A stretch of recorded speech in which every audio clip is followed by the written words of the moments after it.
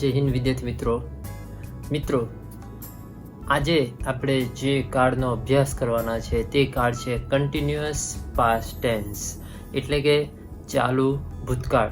તો મિત્રો continuous past ટેન્સમાં સૌથી પહેલા સ્ટેપ જોઈએ તો ફર્સ્ટ સ્ટેપ એના યુઝિસ એટલે કે ઉપયોગો. તો તેમાં ફર્સ્ટ ઉપયોગ છે કે ભૂતકાળમાં કોઈ ચોક્કસ સમયે કોઈ ક્રિયા થઈ રહી હતી તેવું દર્શાવવા માટે આપણે ચાલુ ભૂતકાળ એટલે કે કન્ટિન્યુઅસ પાસ્ટ ટેન્સનો ઉપયોગ કરી શકીએ. એનો બીજો ઉપયોગ જોઈએ તો યુઝિસ ટુ, કે આ ઉપરાંત ભૂતકાળમાં કોઈ ચોક્કસ સમયે કોઈ ક્રિયા થઈ ત્યારે બીજી ક્રિયા ચાલુ હતી તો તે જે ચાલુ ક્રિયા હતી તે દર્શાવવા માટે પણ આપણે કન્ટિન્યુઅસ પાસ્ટ ટેન્સ એટલે કે આને આપણે એક ઉદાહરણ દ્વારા સમજીએ તો ગુજરાતીમાં જ ઉદાહરણ લઈએ તો કે જ્યારે હું રોડ ક્રોસ કરી રહ્યો હતો ત્યારે એક્સિડન્ટ થયું, અકસ્માત થયો.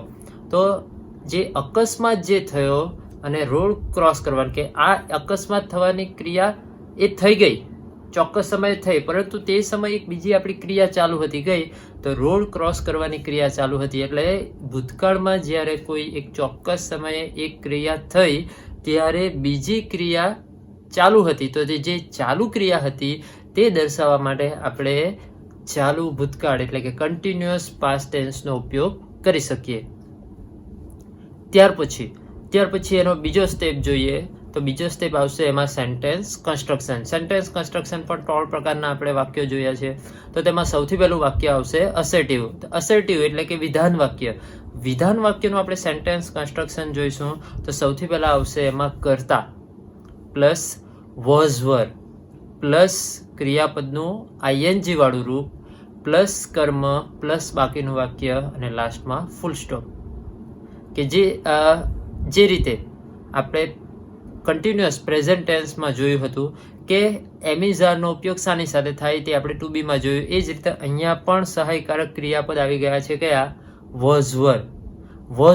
વોઝ કોની સાથે યુઝ થાય, વર કોની સાથે યુઝ થાય, એના ઉપયોગ વિશે આપણે ઊંડાણપૂર્વક ડિસ્કશન કર્યું હતું આપણો first lecture forms of to be. તો તેની અંદર આ વોઝ અને વરનો ઉપયોગ આપી દીધો છે. ત્યાર પછી જોઈએ તો સેકન્ડ સેન્ટેન્સ કન્સ્ટ્રક્શન એટલે સેકન્ડ સેન્ટેન્સ કન્સ્ટ્રક્શન એટલે interrogative sentence. Interrogative sentence continuous past ટેન્સનું સેન્ટેન્સ કન્સ્ટ્રક્શન થશે. શરૂઆત થશે વોઝ અથવા વર પ્લસ કર્તા પ્લસ ક્રિયાપદનું આઈએનજી વાળું રૂપ પ્લસ કર્મ પ્લસ બાકીનું વાક્ય અને લાસ્ટમાં આવશે ક્વેશ્ચન માર્ક. અને એકદમ લાસ્ટ છે નેગેટિવ સેન્ટેન્સ એટલે કે નકાર વાક્ય.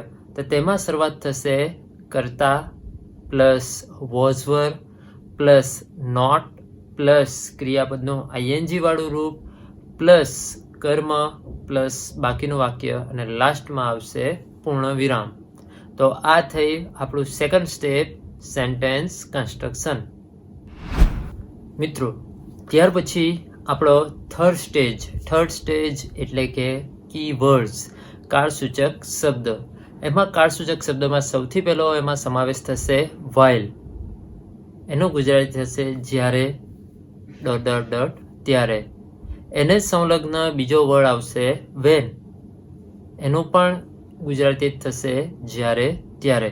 ત્યાર પછી આવશે ધેનનું ગુજરાતી થશે તે સમયે અથવા ત્યારે. અને એકદમ લાસ્ટ કીવર્ડ છે એટ ધેટ ટાઈમ એટલે પણ તે સમયે અથવા ત્યારે. ત્યાર પછી ફોર્થ સ્ટેજ છે એનો રૂલ નિયમ કે કયા નિયમ ઉપર આધારિત આ કાર્ડ કામ કરે છે. તો તેમાં સૌથી પહેલું છે કે જો વાક્યમાં ભૂતકાળમાં થઈ ક્રિયામાં ચોક્કસ સમય આપેલો હોય તો તે વાક્ય ચાલુ ભૂતકાળનું સમજવું. દાખલા તરીકે યસ્ટરડે એટ 5 o'clock. તે આ વાક્યની અંદર ભૂતકાળનું તો વાક્ય છે જ કારણ કે યસ્ટરડે, પણ અહીંયા એક ચોક્કસ સમય આપી દીધો છે એટ 5 o'clock એટલે ચોક્કસ સમય આપેલું હોય ને તો તે વાક્ય પણ આપણે ચાલુ ભૂતકાળનું સમજવું.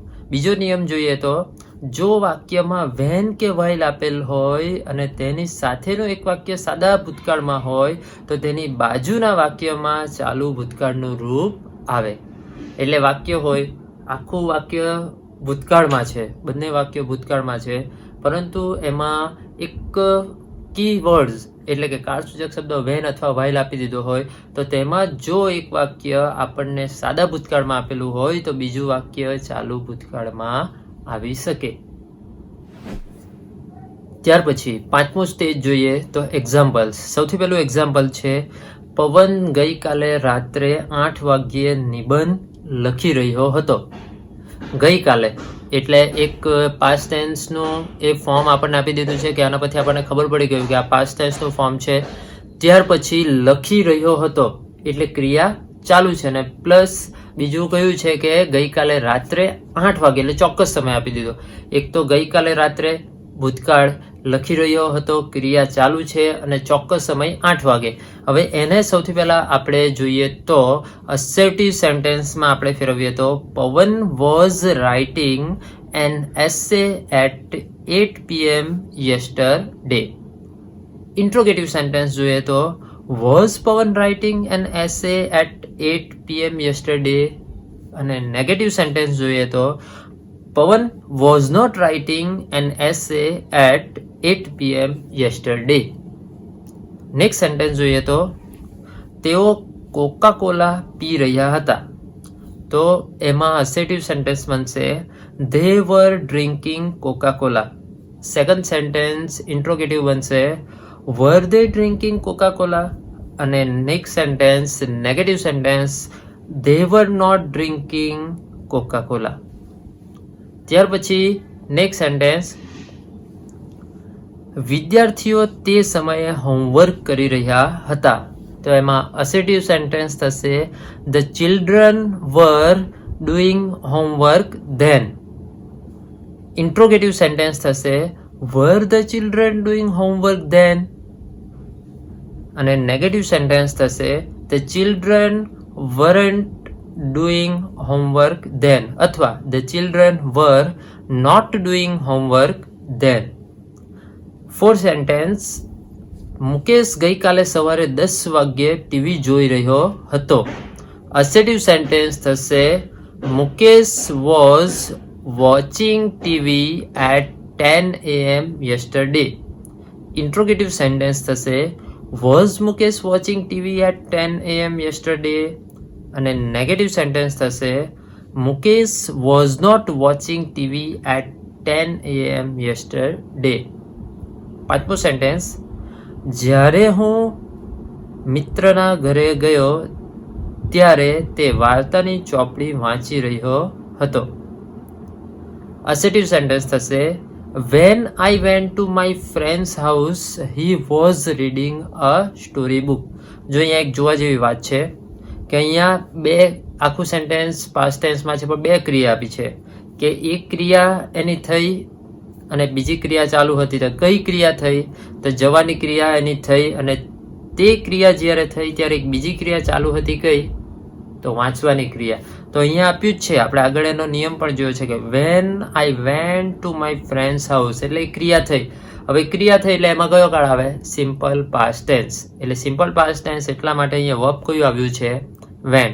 હવે તે સમયે બીજી ક્રિયા ચાલુ હતી તો એ જે ક્રિયા ચાલુ હતી અને તેના માટે આપણે કન્ટિન્યુઅસ પાસ્ટ ટેન્સનો ઉપયોગ કરી શકીએ. એટલે એનું શું થશે કે he was reading a story book. એટલે આખું આ કેવી રીતે થશે કે when I went to my friends house comma he was reading a story book. બે વાક્ય આપેલા છે, વચ્ચે કંજક્શન નથી, સંયોજક નથી, એટલા માટે આપણે અલ્પ વિરામનો ઉપયોગ કર્યો. જો સંયોજક આવી જાય તો ત્યારે અલ્પ વિરામનો ઉપયોગ થાય નહીં. એમાં બીજું આપણે વાક્ય જોઈએ તો કે જ્યારે હું બગીચામાં પહોંચ્યો ત્યારે માળી છોડવાઓને પાણી પાઈ રહ્યો હતો. અહીંયા પણ સેમ એસ છે કે એક ક્રિયા થઈ ત્યારે બીજી ક્રિયા ચાલુ હતી. તો કઈ ક્રિયા થઈ? બગીચામાં પહોંચવાની ક્રિયા થઈ અને ત્યારે એક ક્રિયા ઓલરેડી ચાલુ હતી. કઈ? તો છોડવાઓને પાણી પાવાની ક્રિયા. તો એમાં થશે કે when I reached garden the gardener was watering the plants. એટલે અહીંયા માત્ર આ બે એક્ઝામ્પલ જોયા, એમાં માત્ર આપણે શું જોયું? એક અસેટિવ સેન્ટેન્સ જ જોયું, કારણ કે ઇન્ટ્રોગેટિવ અને નેગેટિવમાં કન્વર્ટ કરવાની ફોર્માલિટી કે જે આપણે પ્રોસેસ કરવાની છે તેનાથી તમે ઓલરેડી માહિતગાર થઈ ચૂક્યા છો. ત્યાર પછી હવે એકબીજાના સહકારથી કામ કરવાનો સ્ટેપ એટલે કયું? Fill in the blanks. Fill in the બ્લેન્ક્સમાં આપણે એક વાતને ધ્યાનમાં રાખવાની છે કે જ્યારે પણ આપણે ટેન્સીસને રિલેટેડ કોઈ પણ બ્લેન્ક્સ ફિલઅપ કરીએ ત્યારે સૌથી પહેલાં આપણે બ્લેન્ક વાંચતી વખતે ફોકસિંગ સૌથી પહેલાં આપણું હોવું જોઈએ કીવર્ડ્સ, કાળસૂચક શબ્દ. જો આપણને એકવાર કાળસૂચક શબ્દ મળી ગયો તો ઇઝીલી આપણે ત્યાર પછી જઈએ સેન્ટેન્સ કન્સ્ટ્રક્શન અને ઇઝીલી આપણે બ્લેન્ક ફિલઅપ કરી શકીએ. તો સૌથી પહેલી બ્લેન્ક જોઈએ તો while we blank a road, we saw an accident અને બ્રેકેટમાં છે to cross. હવે અહીંયા આપણને બે વાક્ય આપી દીધા છે. બીજા વાક્યમાં આપણને ક્રિયાપદ આપ્યું છે સો, એટલે કે સી નું સેકન્ડ ફોર્મ સો. તેવી જ રીતે બીજું આપ્યું છે શરૂઆતમાં, વાક્યની શરૂઆતમાં while, એટલે જે વાક્યમાં બ્લેન્ક આપી છે તેમાં while આપ્યું છે. બીજા વાક્યમાં આપણને સિમ્પલ પાસ્ટ ટેન્સ આપ્યું. એટલે નિયમ મુજબ આપણે જોઈએ તો જ્યારે when કે while આપેલું હોય અને બીજા વાક્યમાં જ્યારે સિમ્પલ પાસ્ટ ટેન્સ આપેલો હોય તો ત્યાં તેના સિવાયનું જે વાક્ય હોય તેમાં હંમેશા કયો કાળ આવે? Continuous past tense. અહીંયા ક્રિયાપદ આપ્યું છે ટુ ક્રોસ અને બ્લેન્કની આગળ આપેલું છે વી. તો વી સાથે શું લાગે? વોઝ કે વર લાગે? તો વર લાગે. અને વર સાથે ક્રિયાપદનું આઈએનજી રૂપ એટલે ક્રોસિંગ. તો જવાબ શું થશે? While we were crossing a road, we saw an accident. એવી જ સેકન્ડ બ્લેન્ક જોઈએ તો when my father returned, I blank on a sofa. અને બ્રેકેટમાં આપ્યું છે to sleep. The same as when, ક્યાં તો while આપી દીધું છે એટલે અહીંયા શું આપ્યું છે? when આપ્યું છે. એક વાક્ય છે તે કયા કાળમાં આપ્યું છે? સિમ્પલ પાસ્ટ ટેન્સમાં. તો બીજું વાક્ય જેમાં આપણે બ્લેન્ક ફિલઅપ કરવાની છે તે કયો કાળનું છે? તો કન્ટિન્યુઅસ પાસ્ટ ટેન્સ. એટલે અહીંયા આઈ આપ્યું તો આઈ સાથે શાનો ઉપયોગ થશે? વોઝ અને એની સાથે ક્રિયાપદનું આઈએનજી રૂપ એટલે સ્લીપિંગ. તો આન્સર થશે when my father returned, I was sleeping on a sofa. ત્યાર પછી થર્ડ સેન્ટેન્સ છે an accident took place while the traffic police blank his duty અને બ્રેકેટમાં છે ટુ પરફોર્મ. આપણે જે રોડ ક્રોસ કરવાનું આપણે એક્ઝામ્પલ જોયું તેના જેવું જ રિલેટેડ છે કે અહીંયા શું છે કે પહેલું વાક્ય આપ્યું છે ફર્સ્ટ સેન્ટેન્સ કે એન એક્સિડન્ટ ટુક એટલે ટેકનું સેકન્ડ ફોર્મ એટલે સિમ્પલ પાસ્ટ ટેન્સ અને વચ્ચે સંયોજક શું આપ્યો? while. આપણે આગળ વાત કરી કે જો સંયોજક નહીં આપ્યો હોય તો કોમાનો ઉપયોગ થાય અલ્પવિરામનો, અને વચ્ચે જો સંયોજકનો ઉપયોગ થયો હોય તો ત્યાં અલ્પવિરામનો ઉપયોગ ન થાય. હવે અહીંયા while પણ આપ્યું છે અને એક સેન્ટેન્સ કયા ટેન્સમાં આપેલું છે? Simple past tense. એટલે ઉપરના બે જે સેન્ટેન્સ જોયા એ જ રીતે અહીંયા બ્લેન્ક ફિલઅપ થશે. તો અહીંયા આખું વાક્યનો આન્સર એ રીતે બનશે an accident took place while the traffic police was performing his duty. ત્યાર પછી fourth sentence at that time, I blank heavily અને બ્રેકેટમાં છે to run. હવે અહીંયા આપણને બે વાક્ય નથી પરંતુ at that time આપેલું છે. at that time એટલે કાળસૂચક શબ્દ. કયા ટેન્સનો કાળસૂચક શબ્દ? તો કન્ટિન્યુઅસ પાસ્ટ ટેન્સ. એટલે અહીંયા આન્સર આવશે at that time I was running heavily. પાંચમું સેન્ટેન્સ સૂરજ blank his bicycle then બ્રેકેટમાં છે to repair. અહીંયા કાળસૂચક શબ્દ કયો છે? તો then. અને આન્સર થશે સૂરજ was repairing his bicycle then. તો મિત્રો જે બાકીની બ્લેન્ક છે તે તમારા માટે હોમવર્કમાં, જે ગયા લેક્ચરની જે બ્લેન્ક તમને હોમવર્કમાં આપી તે અત્યારે જ આ બાજુના ગ્રીન બોર્ડ ઉપર ટૂંક સમયમાં ડિસ્પ્લે થશે. એ તમે આગળના જે ટેન્સીસ છે એમાં પણ તમે સોલ્વ કરી હશે. પુનરાવર્તન તમારું ચાલુ હશે. અભ્યાસ તમારો જેટલો કન્ટિન્યુ રાખશો એટલો જ. એવું જરૂરી નથી કે જે સ્કૂલમાં ભણવા જતા હોય તે જ અભ્યાસ કરી શકે. કાર્ડ ટેન્સીસ એવી વસ્તુ છે કે કોઈ પણ ઉંમરની વ્યક્તિ એનો અભ્યાસ કરી શકે. તો નેક્સ્ટ લેક્ચરમાં મળીએ આપણે નેક્સ્ટ ટેન્સીસ સાથે. ત્યાં સુધી જય હિન્દ.